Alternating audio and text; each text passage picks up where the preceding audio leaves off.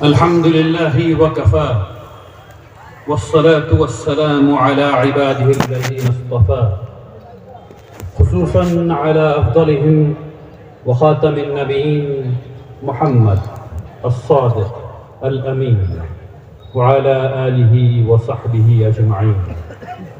أما بعد،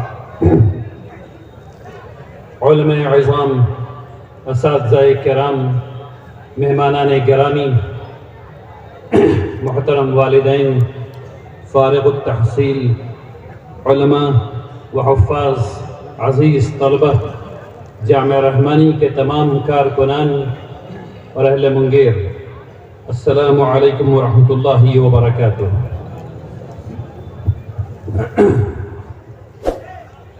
اللہ سبحانہ و تعالیٰ کا احسان ہے، اللہ کا لاکھ لاکھ شکر ہے کہ اللہ تبارک تعالیٰ نے ہم سب لوگوں کو یہ توفیق عطا فرمائی کہ ہم سب لوگ قرآن اور سنت کی نسبت سے سجائی ہوئی اس مجلس میں اپنی حاضری درج کرا سکیں، اور یقیناً یہ اللہ کی توفیق کے بغیر ناممکن تھا۔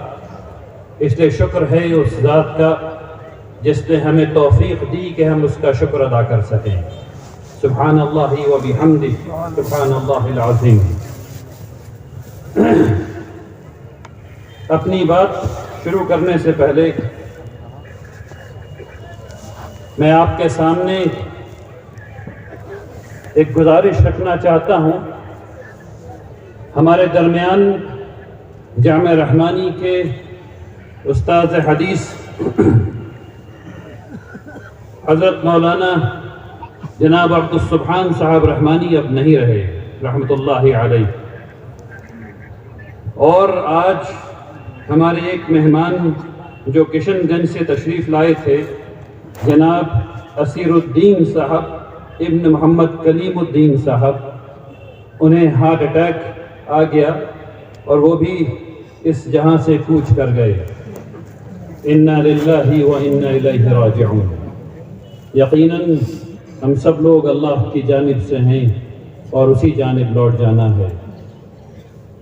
اللہ تبارک تعالیٰ ان دونوں حضرات اور تمام لوگ جو جا چکے ہیں ان کی مغفرت فرمائے، انہیں جنت الفردوس العالی میں جگہ نصیب فرمائے، آمین یا رب العالمین۔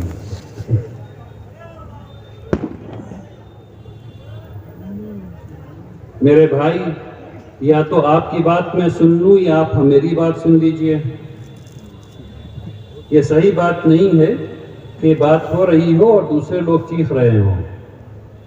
بیٹھ جائیے، انشاءاللہ بات سن لیجئے۔ اصل میں میری کوشش یہ ہوتی ہے کہ اس قسم کی مجلس رات کے 10 بجے سے زیادہ آگے نہ بڑھے، کیونکہ فجر کے متاثر ہونے کا خطرہ رہتا ہے، اور رات بھر کی عبادت بھی ایک فرض کے چھوڑنے کے برابر نہیں ہو سکتی۔ تو فجر کا اہتمام ضروری ہے، تمام فرض کا اہتمام ضروری ہے، باقی تمام چیزیں نفلی ہیں۔ اس نقطہ نظر میں ہمیشہ یہ کوشش کرتا ہوں کہ 10 بجے تک یہ پروگرام ختم ہو جائے، لیکن آج پھر آپ کے سامنے جب میں نے بات شروع کی ہے تو 10:15 ہو رہے ہیں تقریباً، اس لیے میں کوشش کروں گا کہ اپنی بات جلد ختم کر لوں۔ آج کا دن الحمدللہ رب العالمین کامیابی کا دن ہے۔ آج کا دن امانت کو سنبھالنے کا دن ہے۔ آج کا دن ہمیں یہ یاد دلاتا ہے کہ اللہ سبحانہ و تعالیٰ کی رضا کی خاطر جب ہم اللہ سبحانہ و تعالیٰ کے سامنے پوری عاجزی کے ساتھ دعا کرتے ہیں اور اس کے بعد عزم کے ساتھ کسی اچھے کام کو کرنے بیٹھتے ہیں اور پورے اخلاص کے ساتھ دن اور رات ایک کر دیتے ہیں، تو اللہ تبارک تعالیٰ اپنی رحمتیں نازل فرماتا ہے، اللہ تبارک تعالیٰ مشکلوں کو آسان فرما دیتا ہے، اور اللہ تبارک تعالیٰ کامیابیوں سے ہمکنار کرتا ہے۔ یہ جو دستار ہمارے فضلاء کے سر پر بندھی ہوئی ہے، ہمارے حفاظ کے سر پر بندھی ہوئی ہے، یہ اس بات کے ضامن ہے جو میں نے ابھی آپ کے سامنے کہی ہے۔ حفظ کرنا کوئی آسان کام نہیں ہے، عالم بننا کوئی آسان کام نہیں ہے، ہر روز کی جد و جہد ہے، ہر روز کی تیاری ہے، اور اس کے بعد تیاریوں کے بعد جاگنا بھی ہے اور محنت بھی کرنا ہے اور کوشش بھی کرنا ہے، اور کسی کو 4 سال، کسی کو 5 سال، اور فضیلت کے لیے 9 سال، اور دارالحکمت میں ہے تو 12 سال، اتنا وقت لگانا پڑتا ہے، تب جا کر کے ایک آدمی نکھر کر کے عالم بنتا ہے یا حافظ بنتا ہے۔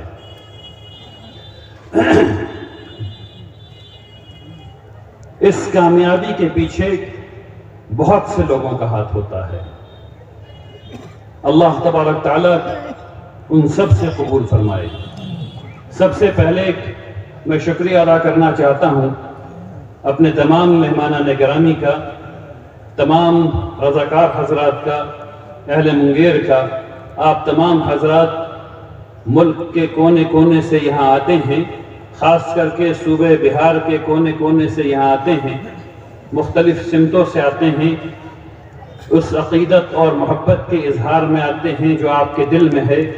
اور یہ صرف عقیدت اور محبت ہی نہیں ہے، یہ آپ کا تعلق ہے جو بانیان خانقاہ اور جامعہ سے ہے، جس کا ظہور آپ کے یہاں جب آپ آتے ہیں تو ہوتا ہے، اس تعلق کی تجدید ہوتی ہے۔ اللہ تبارک تعالیٰ آپ کے آنے کو قبول فرمائے، آپ کی محبتوں کو قبول فرمائے، آمین یا رب العالمین۔ بہت مبارکباد کے مستحق ہیں وہ والدین جنہوں نے یہ سوچا کہ ان کے گھر میں دین کا چراغ جلے، قرآن کا چراغ جلے، اور انہوں نے اپنے بچوں کو اس تعلیم کے لیے یہاں بھیجا۔ اللہ تبارک تعالیٰ آپ سے قبول فرمائے۔ ہم سب کو یہ احساس ہے کہ آپ نے کس طرح سے اپنے پیٹ کو کاٹ کر کے اپنی اولاد کو پڑھایا ہے۔ ہم سب کو اس بات کا احساس ہے کہ کس طرح آپ نے رات رات بھر جاگ کر کے اپنے بچوں کے لیے، خانقاہ رحمانی کے لیے، جامعہ رحمانی کے لیے، یہاں کے اساتذہ کے لیے دعائیں کی ہیں تاکہ آپ کے بچے حافظ ہو جائیں، آپ کے بچے عالم ہو جائیں۔ اور الحمدللہ رب العالمین، اللہ تبارک تعالیٰ نے آپ کی دعاؤں کو سن لیا۔ آپ بہت بہت مبارکباد کے مستحق ہیں۔ اللہ تبارک تعالیٰ آپ کے گھروں میں رزق عطا فرمائے اور آپ کی اولاد کو آپ کی آنکھوں کی ٹھنڈک بنا دے، آمین یا رب العالمین۔ بہت مبارکباد کے مستحق ہیں اس تعلیم کی اصل روح جنہیں ہم اساتذہ کرام کہتے ہیں۔ اللہ کا بے پناہ احسان ہے کہ اللہ تبارک تعالیٰ نے جامعہ رحمانی کو ایسے اساتذہ کرام عطا فرمائے ہیں جو صبح اور شام یہاں کے طلبہ کی فکر میں رہتے ہیں۔ ایک والد سے بڑھ کر وہ ان کی فکر کرتے ہیں، ان کی تربیت کرتے ہیں، ان کو وضو کرنا سکھاتے ہیں، ان کو نہانا سکھاتے ہیں، انہیں بیت الخلاء کا استعمال سکھاتے ہیں، انہیں حدیث بھی پڑھنا سکھاتے ہیں، انہیں قرآن بھی پڑھنا سکھاتے ہیں، انہیں معاملات کو سلجھانا سکھاتے ہیں، انہیں تجزیہ کرنا سکھاتے ہیں۔ یہ تمام چیز یہاں تک کہ چلنا سکھاتے ہیں اور کھیلنا سکھاتے ہیں، اور جب لڑائی ہو جائے تو کیسے اس کو حل کرتے ہیں وہ بھی سکھاتے ہیں۔ اللہ تبارک تعالیٰ آپ تمام اساتذہ کی بے پناہ قربانیوں کو قبول فرمائے، آمین یا رب العالمین۔ اللہ تبارک تعالیٰ آپ کے گھروں کو نور سے بھر دے، آمین یا رب العالمین۔ جامعہ رحمانی کی گاڑی کا چکا نہیں ہل سکتا اگر یہاں کے کارکنان، یہاں وہ لوگ جو پردے کے پیچھے رہ کر کے کام کرتے ہیں، وہ لوگ جو مطبخ میں کام کرتے ہیں، وہ لوگ جو آفس میں کام کرتے ہیں، وہ لوگ جو صفائی کرتے ہیں، اگر وہ ان کاموں کو چھوڑ دیں، ان کا کام پردے کے پیچھے ہوتا ہے، خاموش ہوتا ہے، اس لیے وہ نظر نہیں آتے۔ اس لیے ان کا میں 2 دفعہ شکریہ ادا کرتا ہوں۔ اللہ تبارک تعالیٰ آپ جس اخلاص سے کام کرتے ہیں، جس محنت سے کام کرتے ہیں، اللہ تبارک تعالیٰ آپ کو اس کا خوب خوب بدلہ دے۔ اللہ تبارک تعالیٰ آپ کو حلال رزق عطا فرمائے، آمین یا رب العالمین۔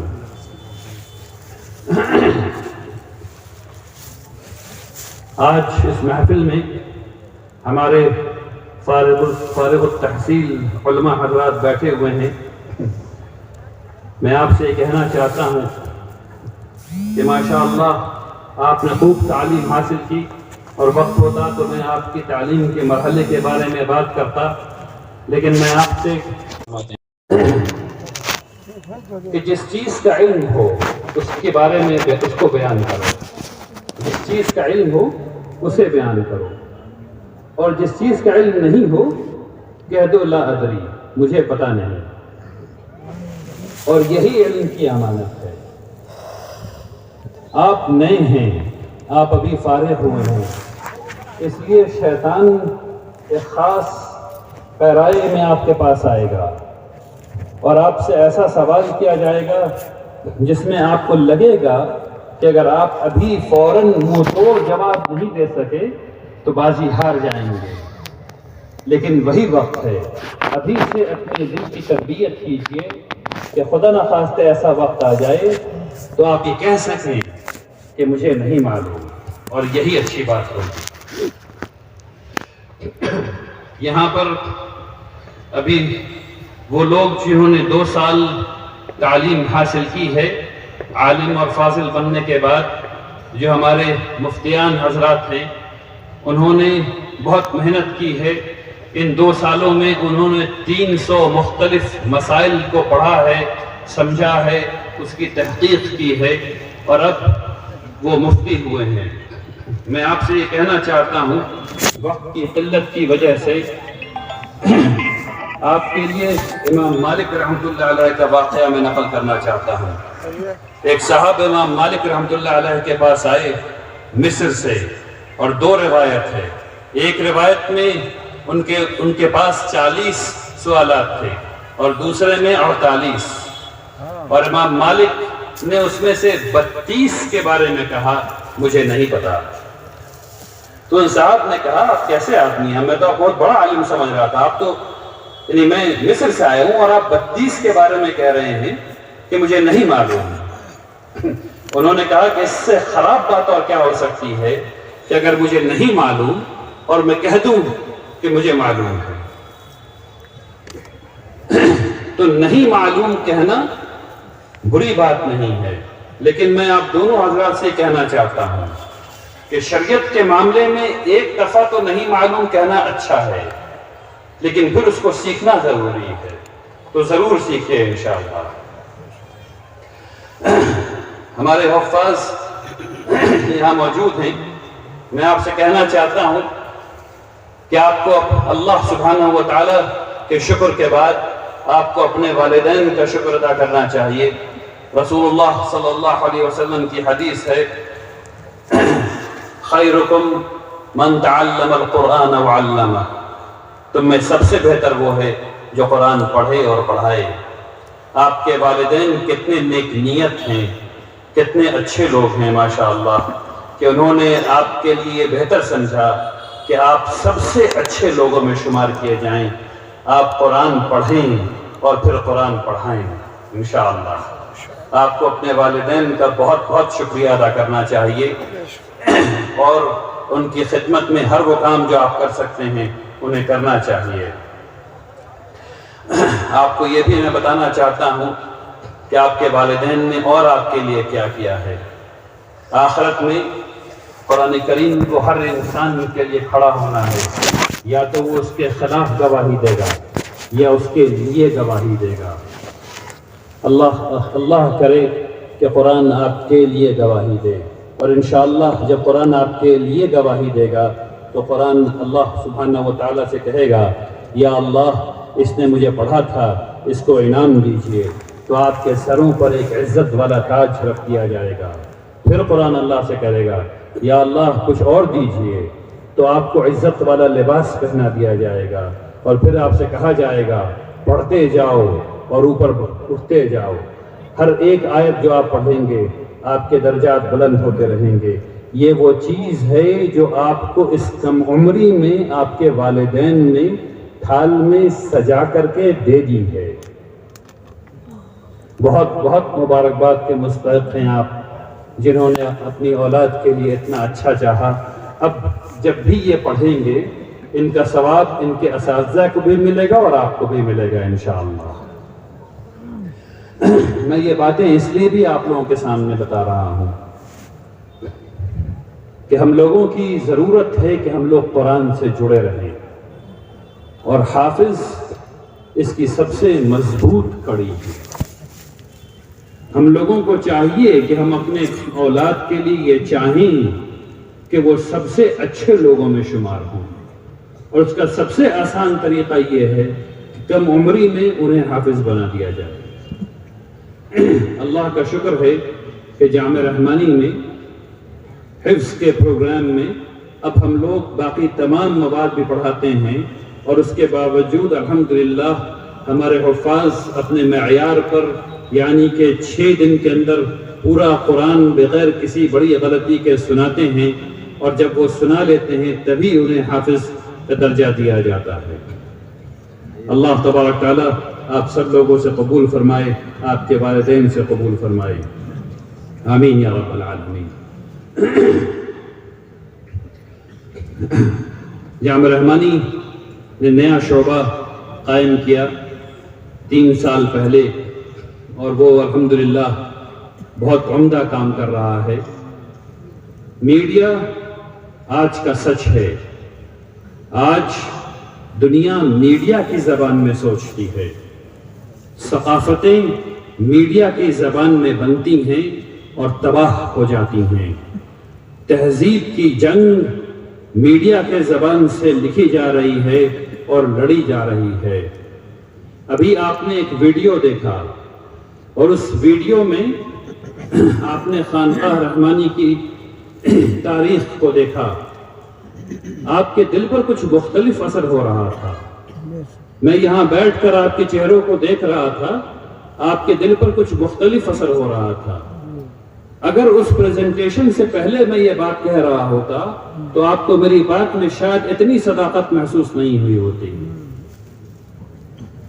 آج کا دور میڈیا کا دور ہے، میڈیا اسٹڈیز کا دور ہے۔ وہ 6 حضرات مبارکباد کے مستحق ہیں، اور میں امید کرتا ہوں کہ آپ رسول اللہ صلی اللہ علیہ وسلم کی اس حدیث پر ضرور عمل کریں گے۔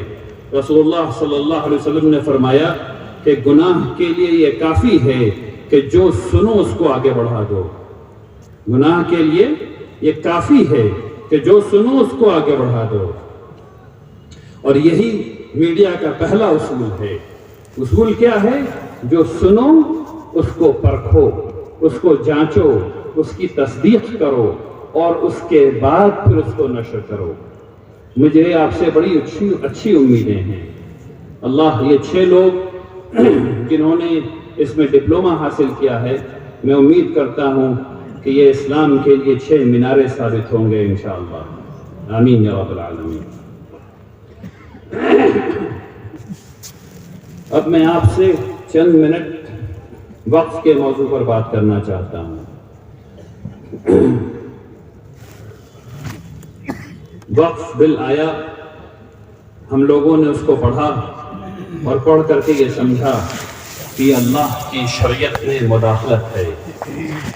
رسول اللہ صلی اللہ علیہ وسلم نے ہم لوگوں کو وقف کرنا سکھایا، ان سے ہمیں یہ تعریف ملی کہ وقف کیا ہوتا ہے، واقف کیا ہوتا ہے، متولی کیا ہوتا ہے، اور منشا کیا ہوتی ہے، اور ان سب کی اسلامی تعریفات یعنی ڈیفینیشنز موجود ہیں۔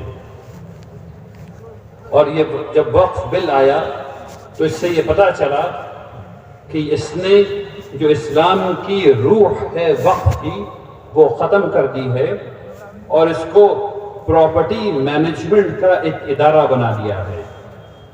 وقف اسلام میں پراپرٹی مینجمنٹ نہیں ہے، وقف اسلام میں ایک معاشرے کی مالی ریڑھ کی ہڈی ہے۔ میں پھر سے کہہ دیتا ہوں، وقف اسلام میں پراپرٹی مینجمنٹ نہیں ہے، وقف معاشرے کی ریڑھ کی وہ ہڈی ہے جو اس کو مالی طور پر مضبوط کرتا ہے۔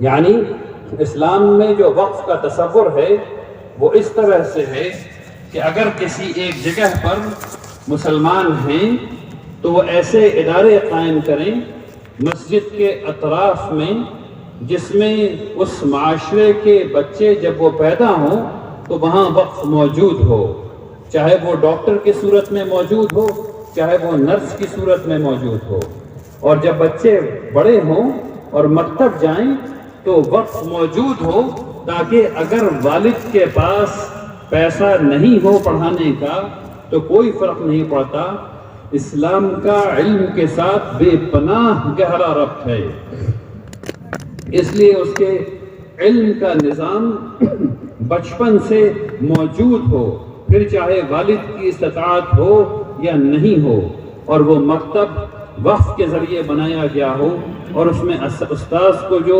تنخواہ مل رہی ہو وہ بھی وقف کے ذریعے بنایا گیا ہو، اور مکتب کی تعلیم کے بعد جب اسے مزید تعلیم کی ضرورت ہوگی تو وہ مدرسے میں جائے گا، اور مدرسہ بھی وقف کی جائیداد پر بنا ہوا ہو اور اس کے اساتذہ کو بھی وقف کی جانب سے تنخواہ مل رہی ہو، اور اس کے بعد جب اسے جامعہ جانا پڑے یا اسے ڈاکٹر بننا پڑے یا اسے انجینئر بننا پڑے یا اسے کسی بھی ڈسپلن میں پڑھائی کرنا پڑے تو وقف موجود ہو جہاں وہ پڑھ سکے تاکہ وہ اپنی نہائی قوت تک پہنچ سکے، اور اس کے بعد جب اسے یا اس کے ساتھ ساتھ جب اسے اللہ کے سامنے سر جھکانے کی ضرورت پڑے تو مسجد میں موجود ہو جو وقف کی زمین پر موجود ہو، اور جہاں امام صاحب کو وقف کے ذریعے سے تنخواہ مل رہی ہو، اور اگر وہ بیمار پڑ جائے تو وقف کا ہاسپٹل بھی موجود ہونا چاہیے،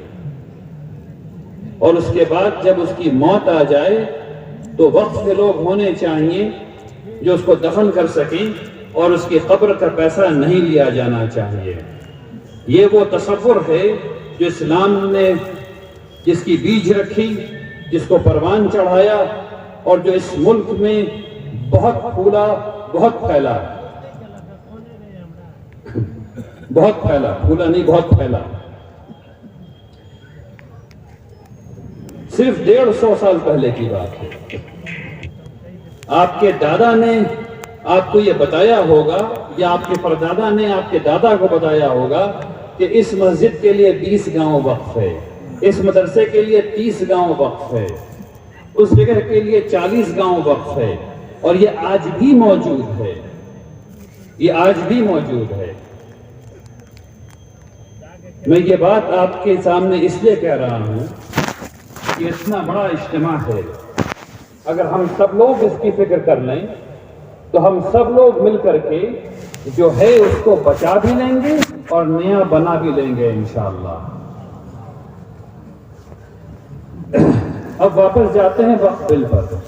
وقف بل غیر شرعی تھا، وقف ایکٹ اس سے زیادہ غیر شرعی، اور جو فیصلہ آیا ہے سپریم کورٹ کا اس میں جو بات یہ سمجھ میں آ گئی ہم لوگوں کے کہ وقف بائی یوزر رہ گیا اور پریکٹسنگ مسلمان کا تصور ختم ہو گیا، بالکل جھوٹ بات ہے، غلط بات ہے۔ وقف بائی یوزر ختم کیا جا چکا ہے، صرف وہ جائیدادیں جو ابھی وقف بورڈ میں رجسٹرڈ ہیں، صرف اگر وہ وقف بائی یوزر کے زمرے میں ہیں تو صرف وہ رہتی ہیں، باقی کچھ نہیں رہتا ہے۔ اور بہار کے وقف بورڈ میں کل ملا کر کے 2900 جائیدادیں رجسٹرڈ ہیں، زیادہ سے زیادہ۔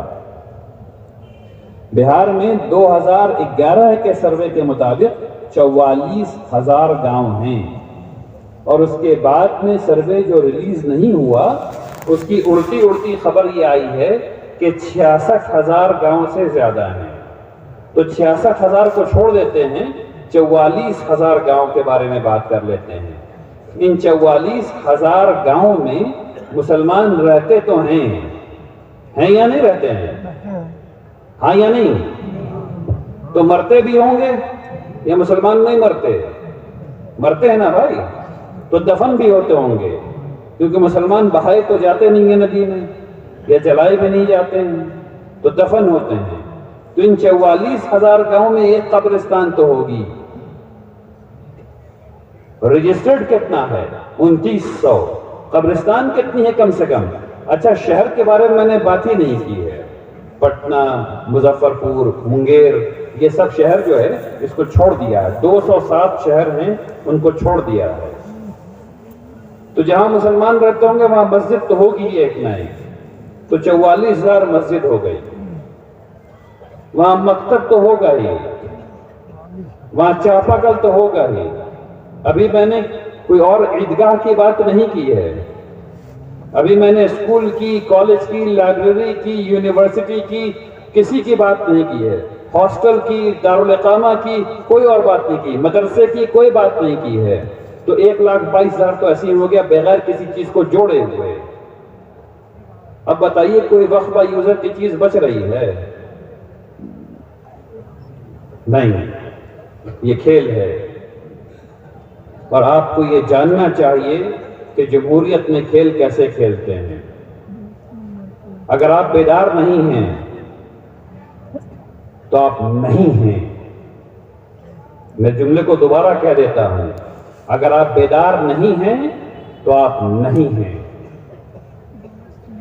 آپ کو جو بات میں نے ابھی بتائی ہے یہ گاؤں گاؤں، قریہ قریہ پہنچانا ہے، شہر شہر پہنچانا ہے، تاکہ لوگ بیدار رہیں۔ یہ چیز احتجاج کے بغیر ختم نہیں ہو رہی، احتجاج ہونا ہی ہوگا، تب یہ چیز ختم ہوگی۔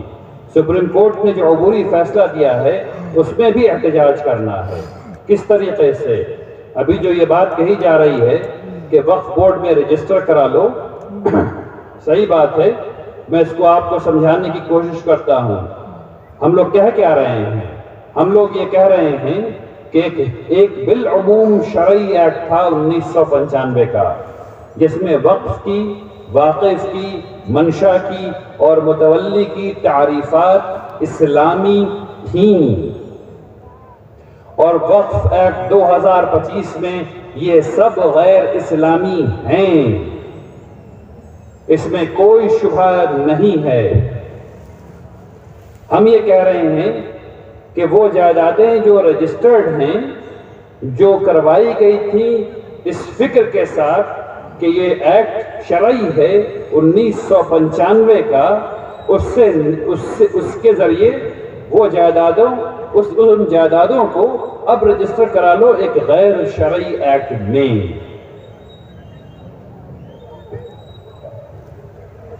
اللہ کی امانت، اللہ کے حکم کو ضائع کر دو، ناممکن سی بات ہے یہ۔ ہم لوگوں نے بیٹھ کر کے اسے بہت غور و فکر کیا، بہت سمجھنے کی کوشش کی۔ ہم لوگوں کو کسی بھی طریقے سے یہ ایکٹ شرعی معلوم نہیں ہو سکا۔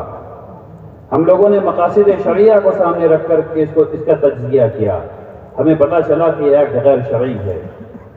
ہم لوگوں نے مصالح کے نقطہ نظر سے اس کو سمجھنے کی کوشش کی، اور امام غزالی رحمۃ اللہ علیہ اور امام شاطبی رحمۃ اللہ علیہ کے تمام شرائط پر اس کو رکھ کر کے دیکھا، ہر ایک شرط میں یہ ایکٹ مسترد پایا گیا، یہ غیر شرعی ہے۔ اب ہمارے پاس کیا اختیارات رہ گئے؟ حکومت یہ کہتی ہے کہ یا تو جو نوٹس آیا ہے وقف بورڈ کی وہ یہ کہتا ہے کہ اگر نہیں رجسٹر کرایا تو دفعہ نمبر 61 کے تحت مقدمہ چلے گا، یعنی کہ جیل، تو اگر نہیں کرایا تو جیل،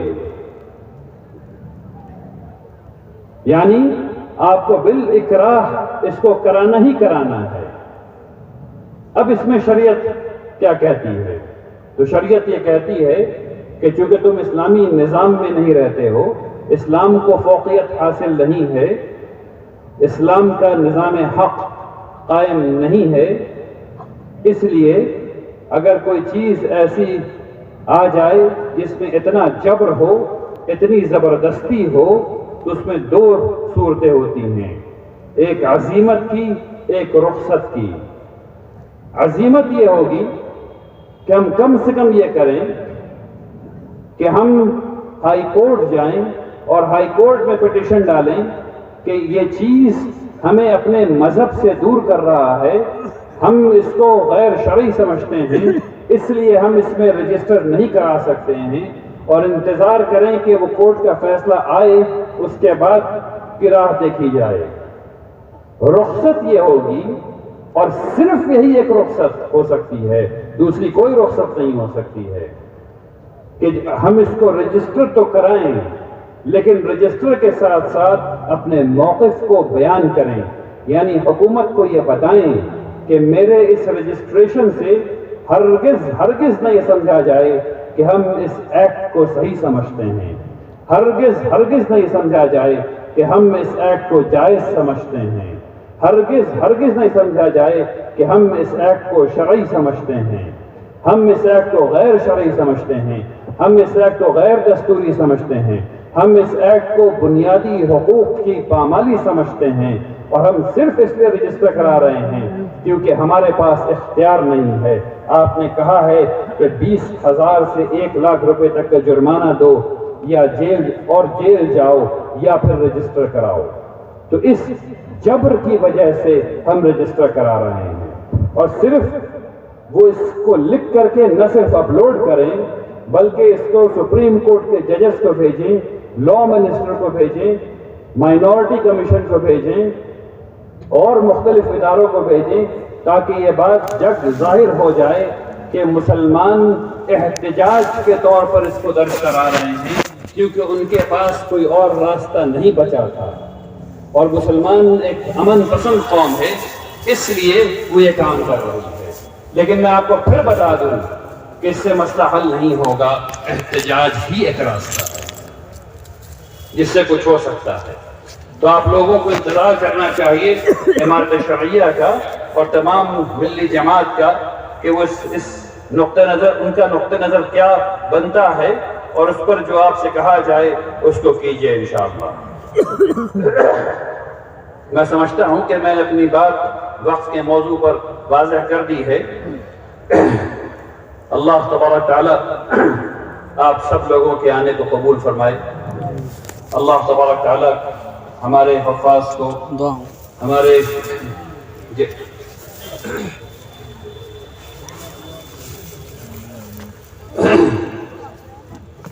قاضی صاحب مجھے صحیح یاد دلا رہے ہیں کہ ابھی بات صرف ان لوگوں کی ہو رہی ہے جنہوں نے وقف بورڈ میں پہلے رجسٹریشن کرایا ہوا ہے، ان کی بات نہیں ہو رہی ہے جنہوں نے وقف بورڈ میں ابھی تک رجسٹریشن نہیں کرایا ہے، ان کے بارے میں کوئی ہدایت نہیں ہے۔ مطلب یہ کہ انہیں ابھی سوچنے کی ضرورت ہے۔